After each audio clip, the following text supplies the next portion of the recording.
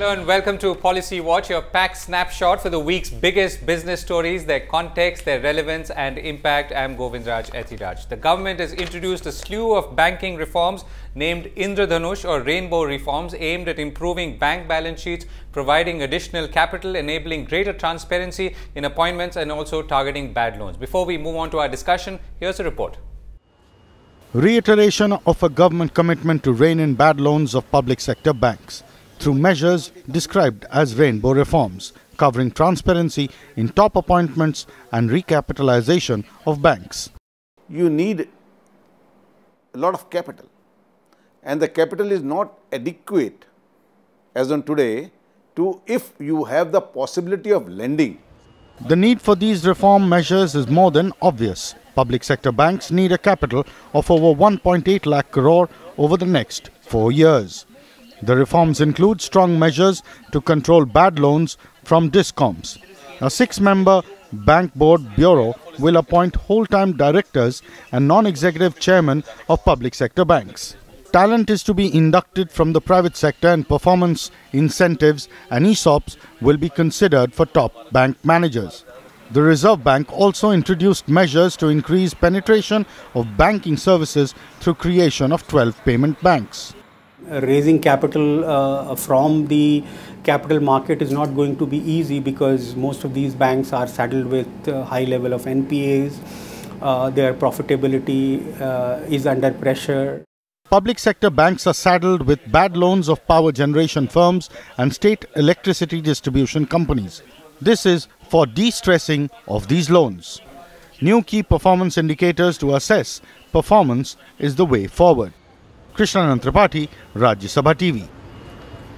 So what does the combination of these banking moves mean? Well, joining me to find that out, Saugata Bhattacharya from Axis Bank, Nitin, Kumar, Analyst at Prabhudas, Lilladher, and Abhay, Aima, Head of Equities and Private Banking at HDFC Bank. Gentlemen, thank you very much for joining us. Saugata, let me begin with you. So let's divide this into two parts, right? So let's talk about the governance and then the distribution, which is really the new payment bank. So on governance, how significant is this step or the set of 7 steps that have been announced? In a very broad sense first. I think it's relatively significant. I mean, look, none of these are very new. I mean, they have been in the works for a long time. But now if they actually begin to implement some of these measures seriously, for instance, I mean, they've already demonstrated that 2 of the banks have got new private sector, I mean, people from the private sector lateral entry as MD and chairman.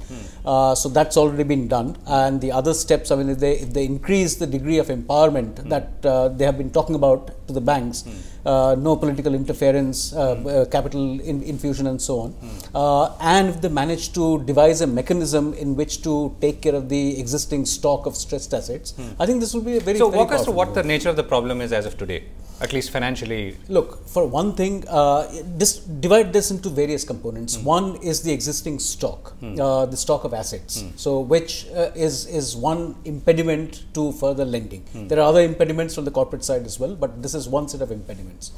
The second set is decision making. So that's yet another area where to a certain extent in this environment a degree of autonomy is needed.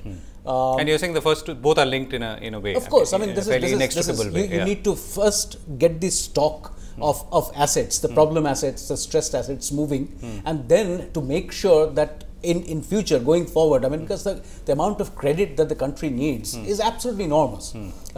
Just the infrastructure along the old planning commission estimates of $1 trillion over the next 3 or 4 years. Right. So the degree of capital that is needed and the governance mechanisms, the institutions that will make sure that that this kind of finance can be provided or administered without this stock of NPS building up again. Right. So Nitin, you've done a fairly comprehensive report on the 7 steps. Now, which according to you is the most critical of these? So firstly, I think the announcement of MD and CEO itself is a very positive step, though it was long awaited, but then it has finally seen the light of the day after a very long time, and we were seeing that there was a stark difference that was coming in terms of performance of even the PSU banks. On one hand, there was SBI, which was doing relatively better, but on the other hand, there were other PSU banks, including the likes of Punjab National Bank, Bank of India, which were reporting terrible numbers every quarter. So this was already... And why is that? So in one of the interaction, Ms. Arundhati also pointed that it is also due to some level that these banks are running headless. They don't have anybody at the top level to take decisions which can help resolve asset quality issues. And in some way it is also impacting the asset quality resolving at the other banks, because many of the large corporates, they are like consortium led lending that you do. So if one of the large bank is not able to take any decision, it limits the ability of the others also to go ahead and do some sort of package deal with the borrower. Okay, so that's your primary, you're saying that's the number one factor, okay? And to add to it, I think the second thing would be the capitalization. Over where earlier the government has been very stingy in the amount that it wanted to infuse it. So I think you've talked about a figure of 180,000 crores. Yes, that's what the government has now arrived at, and it has proposed to provide 70,000 crores over 4 years. And the best part about it is that it will be front-ended. So it has not left much for the later part of these 4 years. It will be providing 50,000 crores over the first 2 years. So if in case there is any pickup in credit growth, then it will have the room to provide extra over as to whatever it may be. So Abhay, let me put the next one to you. So what according to you is ailing in the Indian banking system, and in particularly we are not talking about the public sector banks?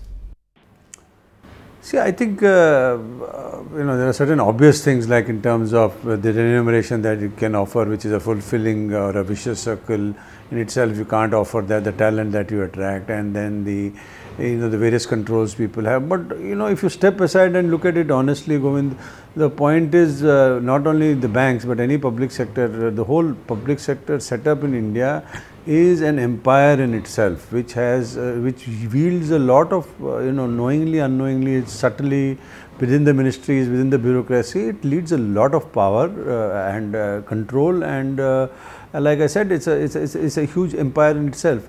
Now to try and disturb that and try and change that is not going to be easy, because it's going to upset a lot of existing kingdoms, existing fiefdoms, existing control centers, which may not be on paper obvious, but everyone knows that that does exist, and the kind of power they are able to wield because of either through banking or other public sectors. Right. So, okay. So that's the ailment as Abhay describes it. Let me come back to you. So we're also looking at a situation where the Reserve Bank has talked about these new 11 payment banks. Can we connect the dots? I mean, we're talking about governance reform on one end, which in turn will lead to a whole lot of other reforms down the line, including the ability to raise more capital and fund India's growth story. And on the other hand, we are saying there's a distribution reform or an innovation that's happened. How is that adding up, if it does? It does. Remember that, I mean, for one, I mean, the overt purpose of these new banks is to connect the last mile. As Governor mentioned yesterday, that they are not being seen so much as competition as being feeders into the large universal banks. But my sense is it is competition. There will be competition. Yeah, you actually preempted a question of mine. Yeah. So, I mean, there will be competition. And the best way of enforcing governance is competition. So, I think quite apart from the last mile linkage issues that these set of payment banks and the small banks are designed to address. Yeah. I think it's also, I think more from the government's point and from the regulator's point, the Reserve Bank, they have been trying to introduce a degree of greater competition in the banking sector. For one, I mean, they feel that the overall costs of credit are still, cost of credit, I don't mean from a NPA sense, the costs of lending are still pretty high. That needs to come down. Whether that's correct or not is a separate issue. And the other thing is to instill a greater degree of commercial discipline within the entire banking framework. Okay. So we're saying, let's talk about the payment bank. So they can take deposits, pay bills, issue checks, drafts, but they can't lend. They can't lend, right? Yes. But does that fulfill the necessary sort of gap in the last mile, Nitin? What's your sense? Because, yeah, in an extent it is. Because I mean, I know it does in theory, but will it do in practice is the question. I think the idea behind it is definitely to promote financial inclusion, because we have a vast majority of population in the rural areas who don't even have a bank account. So these entities, like the RBI has been very generous in awarding 11 licenses itself, and many of these companies, they are likely to have a very vast network, like Airtel, Vodafone, these telecom giants would support that kind of. So let me put the question differently. How does this network feed into some of the challenges that the entire banking system faces today, if it does? The challenge is more on the asset quality side that the system is facing in the capitalization. But are you saying that's a long-term issue as well? No, asset quality may have sort of become bigger only in recent months and years. But if you look at the longer-term problems of the Indian banking system, it will not be in regard to the challenges that the system is facing. It will be just to promote the last mile connectivity and to have more number of people coming up onto the formal banking channel and to like reduce the size of the cash economy that is there today. Okay, so I'm going to come to you, Saugata. Abhay, let me put that to you. If we were to, if assuming one challenge was to say, how can we expand the scope and width of the Indian banking system so it reaches more people are able to take loans, more people are able to actually deposit and convert cashless to cash to cashless. Is all of this headed in that direction? Definitely. It at least is a very good beginning, and also, you know, the first official identification happens. See, the distribution in terms of lending and borrowing happened is very widely spread, but it is in the uncontrolled sector, and it is the exploited sector, the ideas or the money lenders, and you know, everyone knows that. So it's quite, so this is for the first time that, you know, it's going to corporatize it, legitimize it, give an identity to the even if it's only a borrower or it's only a lender or it's a deposit base. So to that extent expansion, and to that extent that a lot of corporates are going to get involved within, who already have can leverage of their existing you know, distribution system, because each one of the people that are there seems to have some kind of a synergy in terms of distribution. So that, yes, to answer your question, it's a very helpful. Government stay out of the way, but I guess to the extent that it needs to bring in capital, it needs to play a role, at least for public sector banks. Sure. Anything else, Saugata, before we go? I mean, so picking up on his point, I think that bankruptcy code is a very, very important part. Look, I mean, in the budget, the two announcements, that April deadlines, April 2016 deadline, one was the GST and the other was the bankruptcy code. The bankruptcy code is very, very important. I completely agree with you. Okay, that needs to come, right? So, and the last word, is it going to be like a really competitive world out there now, with the payment banks coming in and maybe more sort of rejuvenation in the public sector banks and so on? It's already become very competitive now. But it's only a few people who are sort of going for each other, but everyone else seems to be waiting on the sidelines. Now it's a bit different. I think the NBFCs are beginning to evolve a significantly different business model. So it's already becoming competitiveness. Right. Hey, I mean, we revel in competition. Well, Saugata, thank you very much. Gentlemen, we've run out of time completely. We need to go in for a break, but coming up on the other side, Bihar gets a 1.25 lakh crore package. What is it really worth? Stay with us.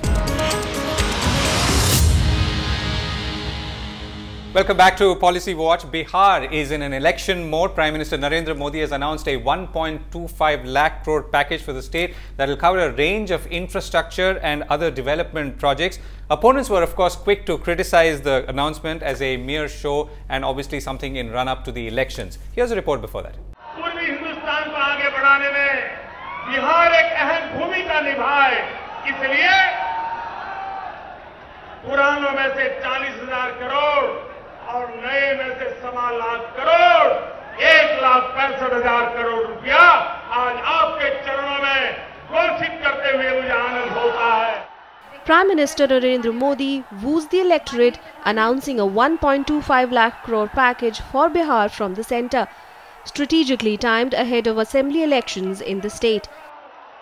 This package is in addition to the earlier announced 40,600 crore rupee package that focuses hugely on development and infrastructure.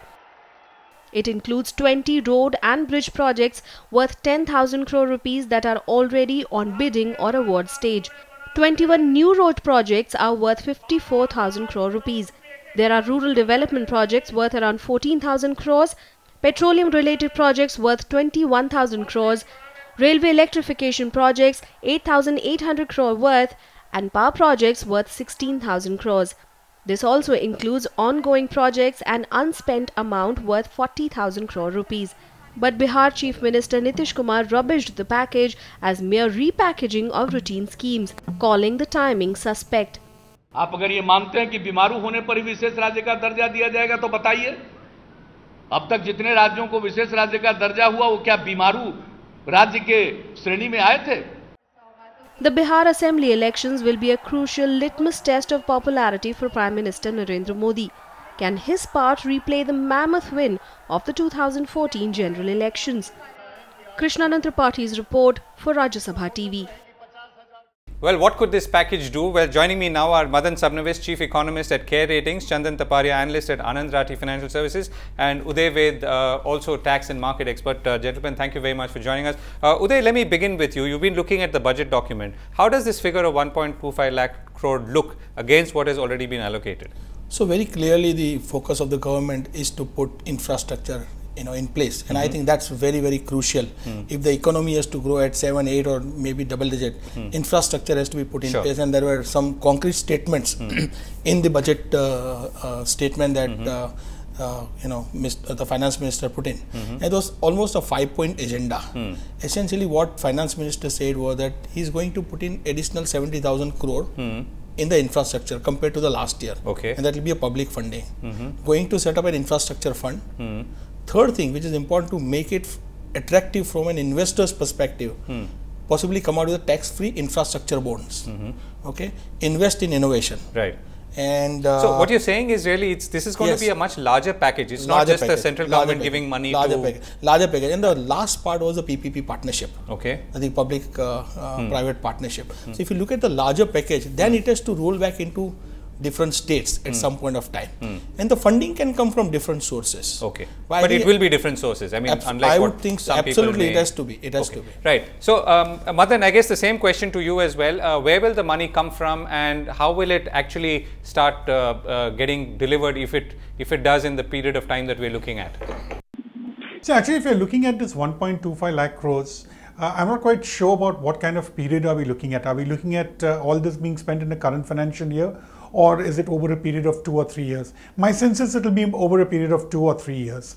Because if you look at whether the government has any additional fiscal space within what was done during the time of the budget, as well as the supplementary budget, to my mind, the answer is actually no. So what's really going to happen is that a large part of this 1.25 lakh crores which we are talking of is already a part of something which has already been allocated to various states, which have been put together out here. And there will be certain further allocations which could be made over a period of time, both from the center as well as the states. That's the kind of sense which I'm getting from it. It's obviously going to be a combination of 3 or 4 types of financing sources, including the state government contributing, including PPP, including maybe more private sector. So is that all, does that make it more like a more of a likely proposition or a path forward than Madan?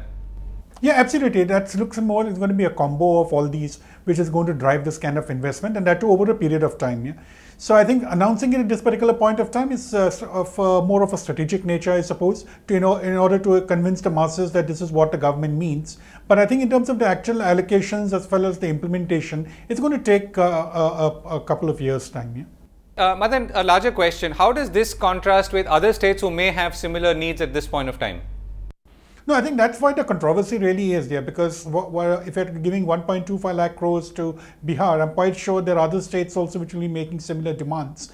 Now, a part of it would already be coming from what has already been a part of our budget for fiscal 16. And this will create a kind of discontent, especially for the other states which have not received these kind of amounts. So I think we need to separate as to what really is from the past and whether there are any further new allocations. I think we don't have too much of clarity on what part is coming from the budget and what would be fresh kind of allocations. Let me put that question a little differently to Madan. If you were to create a sort of hierarchy of needs today in India, in terms of needs, when I mean infrastructure, social sector, physical infrastructure and so on, which would be the states which really require it? I mean, in given where they are today and given where they need to sort of come into the larger India story. No, definitely, I think what the government is embarking upon, keeping more pressure, more concentration on roads, I think that makes a lot of sense. But I would say in terms of hierarchy, I would say it would be roads, electricity, and then it will be social infrastructure. When I talk of social infrastructure, it's about creation of schools, creation of water supply facilities, creation of health facilities. So I think that would be the 3-point program for the government. Which states would you rank as the ones who are the most needy at this point, Madan? No, actually, all three of them are important, but practically speaking, I think the government is going to tackle more from the point of view of roads, because it has very strong backward linkages with the rest of industry, especially for the private sector. And today, when we are talking in terms of the economy reviving through the infrastructure-led growth by the government, that is what we're looking at roads. Because the moment I start spending more on roads, there's more demand for cement, there's more demand for machinery, steel, and say electrical equipment. So all this will actually create demand, a kind of a virtuous kind of a flow which would kickstart overall economy. So, Uday, what's your sense of the multiplier effect potentially just from this one state and the potential package? Certainly, if this kind of money is put in, whether it is sufficient or not is a separate question. Yeah. But certainly, it will have a huge multiplier effect, because once you're constructing this infrastructure project, as Madan was saying, it has to be 2-3 years, maybe 4 years. 3 to 4 years is an agenda. You're also generating a lot of employment because of that. You're putting a lot of capital. You also have a funding needs. So there will be funding coming a lot from the public sector, also from the private sector, including, I would say, foreign investment, because a lot of money has to come in. And one of the talk was that maybe some money will come out of the UAE, out of the recent visit that Prime Minister had. So a lot of companies will put money into it. From an investor's perspective, returns, and ultimately this money, once you invest in infrastructure, is going to come back. Employment generation, income generation. If you look at a multiplier effect, it is substantial. Okay. Infrastructure is the key. Right. Okay. Chandan, you've looked at what the downstream impact could be, particularly from a corporate and market point of view. Walk us through that. Yes, I think this package is going to boost and kickstart the growth of the state. Bihar is the third largest state in the country in terms of population, and 50% citizens are below 25 years. So this package is going to boost the loss of employment, and if you look at the portion of that package, 75 to 80% program includes the massive road building programs. So that is directly affected to the construction and the infra company, and also the power distribution and the transmission companies. So I think companies like Siemens, L&T, BHEL, ABB, other companies like Reliance Infra, GMR Infra are likely to get benefit out of all this project. So I think this package is going to be a win-win situation for the citizen of the state, as well as the companies which are going to be in part of all these sectors. Right. So I think this... Yeah, right. Chandan, so if you were to look at similar announcements in the past, what is the likelihood of translation into on-ground implementation, particularly for companies' order books, since you look at that more closely? Yes, I think this package is likely to build lots of capex to these companies. We have seen a few packages and announcement from the Prime Minister, like Make in India, Digital India, Jandan Yojana, then Namami Ganga, and I think that is going to slow and speedy going to get benefit to this company. Already we have seen order book in certain companies, and also they are getting benefit from recent defense orders. So that may take time from 3 to 6 month horizon, but that is really going to boost the state as well as the entire country in terms of development. Right. So, Madan, let me come back to you. How do you look at the whole giving a package approach to development, as opposed to, let's say, at the beginning of the year saying, this is how we want to step up investment, this is how we are targeting growth and all the other attendant benefits, and this is how we should be going about it? No, in fact, if you look at any kind of package which is being spent on infrastructure, I think the major risk which lies is in terms of implementation. When I say implementation, here we're talking in terms of the union government, we're talking in terms of state governments. Now, both of them have their own fiscal limitations, in the sense that we have a constraint of the fiscal deficit. Now, in order to meet this fiscal deficit target, we have seen in the last 3 years, there's been quite a bit of cutback on spending, and normally it has been on infrastructure spending. So therefore, when we normally have an allocation of, say, 110, 120,000 crores, this year we have 130,000 crores for capital expenditure plans, primarily in infrastructure. What we have seen in the past is that around 60 to 70% actually gets spent. Another 30% may probably not really be spent. Now, this happens at both the level of the center and the state, which actually makes one really question whether, when we talk of 1.25 lakh crores being spent, is it going to be all the 1.25 lakh crores being spent for infrastructure, or will it be only a proportion of it? So my guess is it's going to be a proportion of it, depending upon how the fiscal numbers evolve at both the union level as well as the state levels. Quick last question to you, Madan. Do you see any other states getting a similar package, and which states in your mind are the most deserving at this point?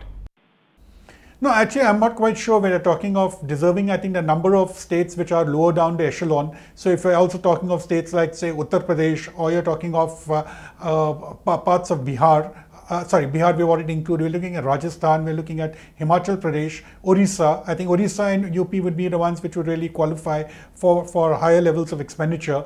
But I think the timing is all very important. So today we'll have to look at what are the elections which are coming up and which would probably be, politically speaking, make more sense to have greater allocations for those particular states, because they are of course required, and in terms of timing it may make more sense. So there's just one more point I want to put it from what you are discussing here. It's not only the states, but which part of the country needs development. So like there are few parts of cities, larger cities, state of Maharashtra, Gujarat, which are well developed. And if you look at Bihar and then entire that east part, that needs to be developed. Today there is a mobility outside, so that state is just not developing. But by putting money in that, developing it, you are making it more balanced. If you look at, you're preventing flight of human capital, making people more reasonable, in terms of the opportunities within the state itself. Okay. So I think that, according to me, could be another advantage which could really look into. So Chandan, last one to you. Do you see packages like this boosting sentiment in the market overall, because it means, at least in a longer term, more revenue for companies and better performance? Yeah, definitely. I think all these packages are going to boost the growth of country as well as the confidence of Indian equity market. We have seen retail participants are coming back to the market, and development is the only solution for all the problem. And if we need fully develop India, we have to develop the eastern part of the country. And I think capital goods, infra and power sector are the main transmission of the growth reforms, and this massive road construction program is going to change the scenario of the country. So I think that is more positive for the country as well as the equity market. I think directly or indirectly money will come to the companies, and then investor will get benefit out of that. So this is a major boost to the growth of the state as well as the citizens. Also the investor who are directly or indirectly investing in the equity market. Thanks for that, Chandan. Uday, you started with the budget speech, right? So is this, do you expect something similar now in the next budget? Since work on that has begun as well. See, budget is a statement, right? It was the first full budget this year. And I think I would look at budget more as a statement of intent. But I think the announcements has to come throughout the year. And we would see that, I would think so, that because infrastructure has to be set right, and we will see lots of announcements, and this thing on an ongoing basis. Certainly next budget should give you possibly the tax-free bonds that he's spoken in this. So I think we've covered both the angles, the demand as well as the supply. We've run out of time. Thank you so much, Uday, Chandan and Madan. We've run out of time on Policy Watch. We'll be back next week, same time. Thanks for watching.